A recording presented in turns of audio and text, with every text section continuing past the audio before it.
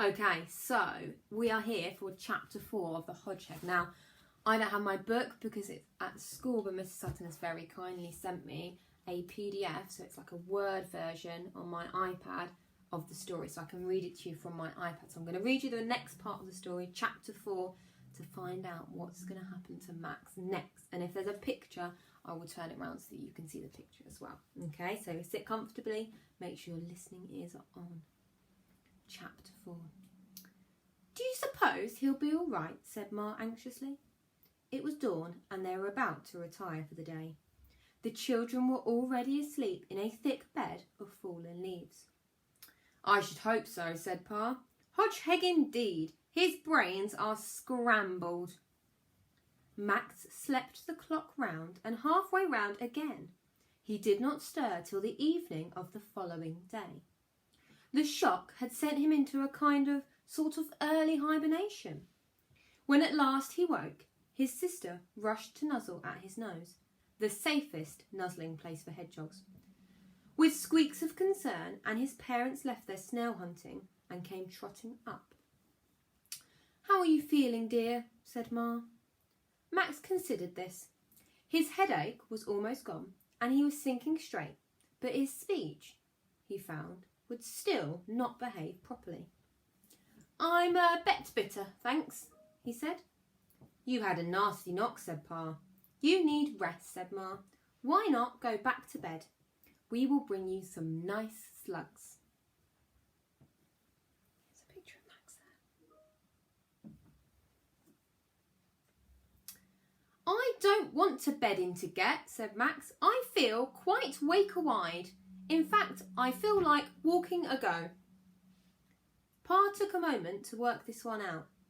Then he said firmly, You're not going anywhere, son. Do you hear me? You stay home in the garden for a while. Get your strength back. Understand? Yes, Pa, said Max. I'll say what you do. And he did do what Pa had said for a week or more. Peony, Pansy and Petunia fussed over their brother. They brought him the fattest, slimiest slugs they could find and encouraged him to play their favourite game, hide and seek. However, this didn't work, because when they hid, Max forgot to go and look for them. And when it was his turn, he forgot to go and hide. So busy was he thinking about the business of road crossing. The girls would count to 30 with their eyes shut, but then, when they opened them, Max would still be sitting there thinking. Striped bits were no good. He didn't intend on trying that again. But maybe, he thought, there were other methods. His determination to find out was increased when Pa came back early one morning from a visit to the park with more bad news. Max overheard him telling Ma. Another one gone, Pa said. Not a relation, said Ma fearfully. No, said Pa. Chap from number 9A, just up the road. I didn't know him well, you understand, but he always seemed a decent sort of hog. He was crossing just in front of me, not 10 minutes ago. Misjudged it. Motorbike got him. Leaves a wife and 6 kids. That evening, Max waited until he was sure that Pa was out of the way in the garden of number 5B. The people in 5A always put out bread and milk for Max's family. But the people in 5B often provided something much better for the hedgehogs. Tinned dog food.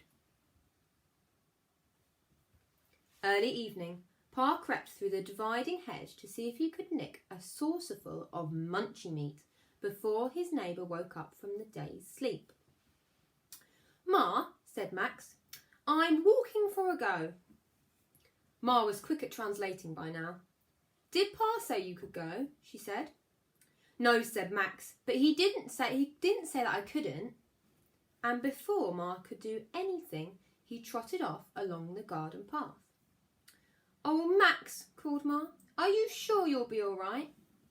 Yes, of course, said Max. I'll be quite KO. Once outside the garden gate, he left and set off up the road in the opposite direction to his previous effort. By now, he was used to the noise and the brightness and confident that he was safe from traffic as long as he did not slip down into the road. When a human passed, he stood still. The creatures did not notice you, he found, if you did not move. He trotted on past the garden of number 9A with its widow and 6 kids, until the row of houses ended and a high factory wall began, so high that he would now not have been able to read the notice on it beside the factory entrance. Max speed 5 miles per hour, it said. Max kept going, a good deal more slowly than this, and then suddenly, once again, he saw something not far ahead that he was seeking. Again, there were people crossing the street. This time, they did not go in ones and twos at random, but waited all together and then, at some signal, he supposed, crossed at the same time. Max drew nearer until he could hear, at intervals, a high, rapid beep, beep, beeping noise, at the sound of which the traffic stopped and the people walked over in safety. Creeping closer still, tight up against the wall, he finally reached the crossing place, and now he could see this new magic method. The bunch of humans stood and watched, just above their heads, a picture of a little red man standing quite still. The people stood quite still. Then suddenly the little red man disappeared, and underneath him there was a picture of a little green man walking and swinging his arms. The people walked, swinging their arms, whilst the high, rapid beep, beep, beeping noise warned the traffic not to move. Max sat and watched for quite a long time, fascinated by the red man and the green man. He rather wished they could have been a red hedgehog and a green hedgehog, but that was not really important, as long as hedgehogs could cross here safely. That was all he had to prove, and the sooner the better. He edged forwards until he was just behind the waiting humans, and he watched tensely for the little green man to walk.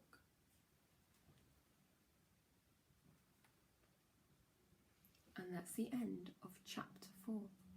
Good listening.